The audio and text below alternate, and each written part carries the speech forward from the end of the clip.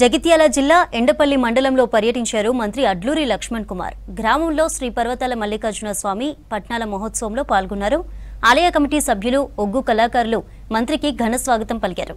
స్వామివారిని దర్శించి ప్రత్యేక పూజలు చేశారు అడ్లూరి. దేవస్థానాల అభివృద్ధికి ప్రభుత్వం పూర్తి స్థాయిలో కట్టుబడి ఉందని చెప్పారు.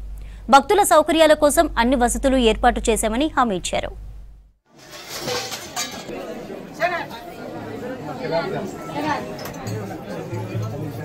ఎమ్మెల్యే కాకముందు, మంత్రి కాకముందు ఇక్కడ మదన దేవుని దర్శనం చేసుకుని పోయినా.